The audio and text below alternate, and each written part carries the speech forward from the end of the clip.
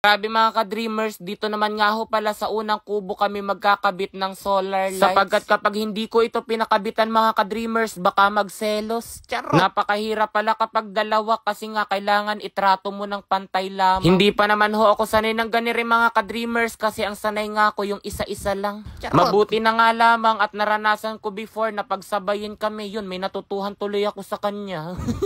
Joke lang ho yun mga ka-dreamers, baka naman seryosohin nyo na naman. Alam nyo naman ho ako, talagang husto lamang sa yabang. Kaya pasensya na ho sa mga hindi nakasasabay sa aking vibes. Huwag nyo kasing masyadong seryosohin ang inyong buhay. Hayaan nyo na lamang yung buhay ang magseryoso sa inyo kasi deserve nyo naman. Charot! Iyan nga pala ho mga ka-dreamers na panel na inilalagay ko sa bubong ay ang panel ng aking ceiling light. After naman ho maikabit ni Kuya Benji yung ceiling light, ang ikakabit naman niya ay itong wall fan. Solar din iyan mga ka-dreamers sapagkat kahit isang taon na nga itong aking unang kubo ay wala pa rin dining kuryente. Pero nakapagpa-install na ako rito mga ka-dreamers ng mga wire kasi akala ko nga noon ay mapadediretso na yung pagpapakabit ko ng kuryente. Kaso hindi na nga ho natuloy mga ka-dreamers kasi nga hindi naman na ako rito magpapagawa ng dream house at doon na nga lamang sa bagong lote. At doon nga sa lote na iyon nakatayo yung ikalawa nating kubo, nakalalagay ko lamang din ng mga solar. Sa bawat buwan talaga at taon na lumilipas, napakaraming desisyon na nagbabago. Sapagkat nung ito pa nga lamang lote na ito mga ka-dreamers ang nabibili ko noong September 2023, nagdesisyon ako na dito ko nga ipatatayo yung bahay. Pero mas lalo ko pang sinipagan mga ka-dreamers and God is good all the time, kaya naman after ng ilang buwan nakabili ako ng bagong lote. At di hamak na mas maganda nga ho iyon mga ka-dreamers kasi nga napakalapit lamang sa kalsada. Pero syempre maganda rin naman ho mga ka-dreamers itong ang unang lote namin ni Mama. Sa mga nagtatanong kung ilang square meters nga ho ba ere, ay ito po ay 200 square meters. Tapos yung ikalawa naman naming lote ni Mama mga ka-dreamers kung saan nga nakatayo yung ikalawang kubo ay nasa 500 square meters. Kaya naman swak na swak doon ho mga ka-dreamers yung ipatatayo nating dream house. Kasi kung dito nga ho itatayo yun mga ka-dreamers ay hindi magkakasya. Grabe, excited na talaga akong ipakita sa inyo yun. Pero this time ganire muna ho mga ka-dreamers. Pangakot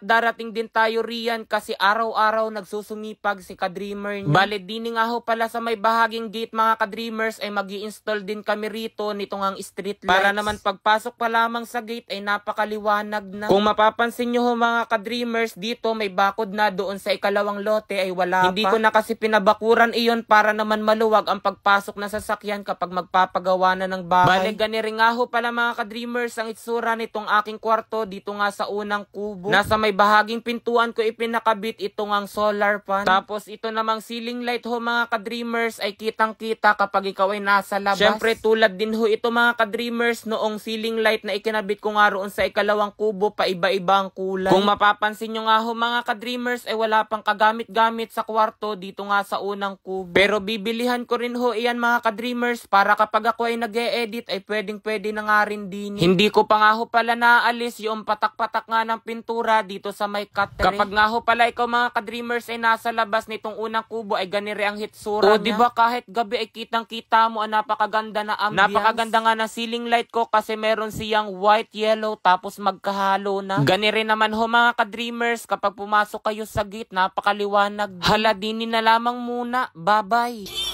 41,500! Grabe!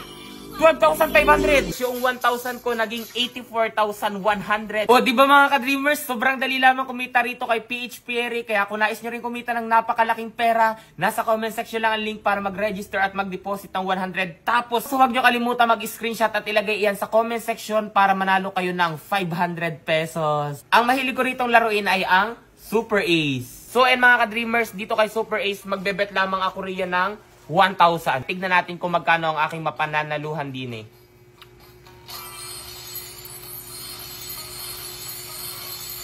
1,000? Uy, scatter agad. Play. 200. 800. 100. 1,200. Wow, 3,000 ano? 2,000. Uy, 4,800. 1,800.